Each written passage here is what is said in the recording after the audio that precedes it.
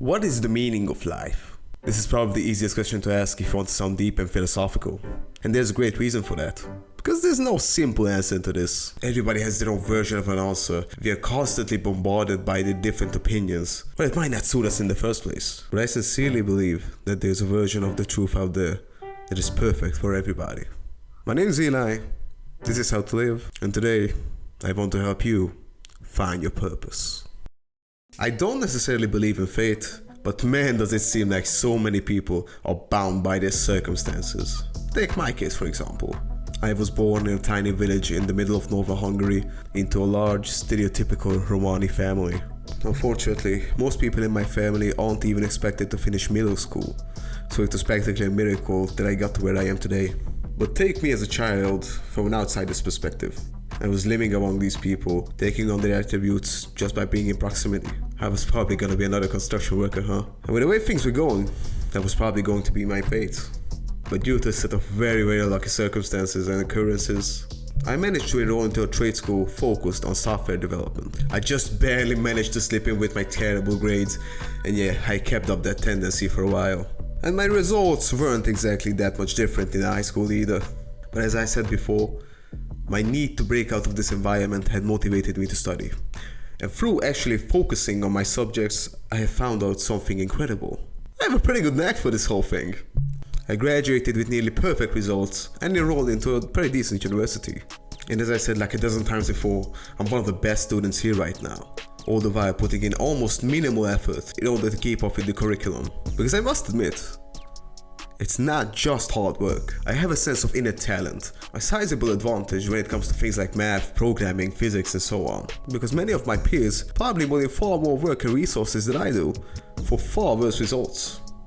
And I already managed to land a software development job where I'll probably work after I graduate.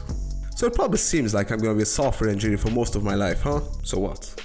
Was all this just to glaze myself and talk about, oh, I'm such a genius, I'm so much better than everyone else, oh, I'm gonna live such a great life? Of course, if you've seen my videos before, you know that's not the point I want to get at. Because despite all this history I have with IT and engineering, I don't believe this to be the purpose of my life. I don't believe this to be the thing I truly want to master. And I found this out through a process that I want to introduce to you right now. I'm not sure of its origins, or that if I had come up with it myself. But one thing's for sure, there are 3 factors that must be considered when choosing your path in life. And why not get started with the first and probably most obvious one of them all? Talent. I feel as though my brain is pretty algorithmical. Whenever I am presented with a logical problem, I can only see the solution forming right before my eyes as I work for it bit by bit and put together a way to solve the problem at hand. Which is of course almost perfect for programming. I have a talent for this. I might not be the most insane genius you've ever seen, but I'm certainly above average. And this is all natural. It's just part of my DNA. There never has been, nor will there ever be, a person exactly like you in this world. You're wholly unique, with your own unique experiences, circumstances, and innate set of abilities. There are things that might just click for you very easily, even if you don't feel like that. There are things you're just simply above average in, which you can take advantage of. But this also means there are things you're far worse at than most other people. For example, I have terrible issues regarding visual creativity. I can't draw anything original for the life of me.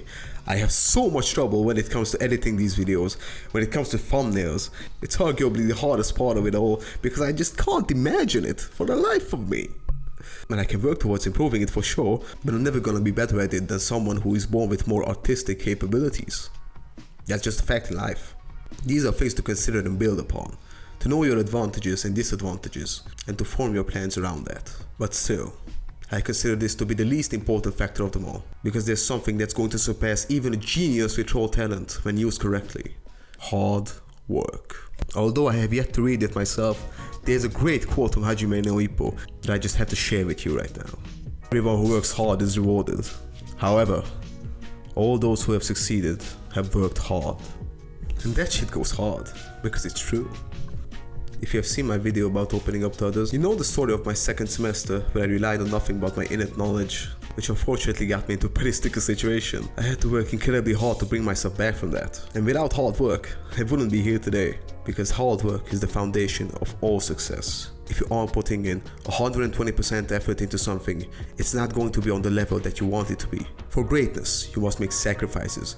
You must put in time, effort, blood, sweat and tears. Because once you actually get to the top, even if you have failed, your failure is going to be greater than other people's success. But then you might be thinking, what is it that could surpass even hard work itself? What could be more important than putting in all your effort, all your time, your heart and soul to a project? Especially when you have talent to go alongside it. Isn't that supposed to be the peak of all effort? Well, the final factor that I believe to be the most important of them all, and the thing that's going to determine your quality of life moving ahead, is just simply enjoyment. I like programming. I like maths, I like physics, I like being presented with these logical problems that I have to solve. But it's very, very draining, and I don't necessarily look forward to it every time. But I thought it to be the ideal field for a work environment. I thought everybody hates their job.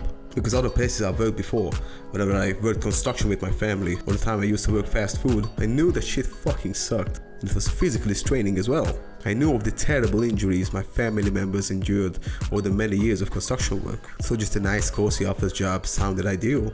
That is, until I read the magical words of Robert Greene in his book Mastery. After having read just the first chapter, I almost dropped out of university. I have a talent for this. I worked hard to be on the level I am on today, and I like it to a degree as well. But the passion that ties me to it isn't the burning, bright and motivating feeling that constantly pushes me forward. The book had talked of the way people have discovered their real purpose in life and the incredible enjoyment that they have derived from this. Once I began to turn inward and look into myself and my soul, I knew that this was not my purpose. I dug deep. I searched for the activity that I never wanted to avoid. Whenever it came up, I dropped everything, and I didn't have a single negative feeling connected to it. And it brought me joy like nothing else. I came to a conclusion. When I had remembered all the times when I sat down with others, talked to them about their feelings, their pain, and I gave them advice. I watched them grow as people. I watched them prosper and live lives far better than they could have ever achieved on their own. I did nothing but share my knowledge, and I wasn't trying to be pretentious or almighty. It wasn't sympathy I was sharing. I was sharing my knowledge because I wanted to see them succeed, because I saw the potential hidden within them, which is why I'm sitting in front of you right now. I adore giving all my experiences. I think one of the most beautiful things in life is sharing knowledge like this without expecting anything in return, because you want nothing more than for people to be able to realize and fulfill themselves. This is my dream. This right here is the thing I enjoy the most, and I'm so glad that I have the opportunity to do this right here and right now. This realization had only come to me because I have years of history regarding this, helping my friends and family whenever I held wisdom that they would benefit from. When looking into yourself the same way, when considering all these factors, you might not be able to come to a conclusion just yet. I'm very lucky that I managed to find mine, but yours might take months, years even. For some it might be almost their entire life, but this process is worth more than anything else. I've never been happier in my life, and I know that you too are capable of finding this purpose in life. You too possess the qualities that can let you find what makes you truly happy in life, and this is going to be a very difficult process, but I hope to help you along it. If you feel like consulting me regarding this or anything else, feel free to drop a comment down below or contact the email in the description. Please do drop a like and subscribe if you enjoyed this video or found my advice helpful. It's going to help me reach more people. Thank you very much for your attention. Thank you. And as always, keep struggling.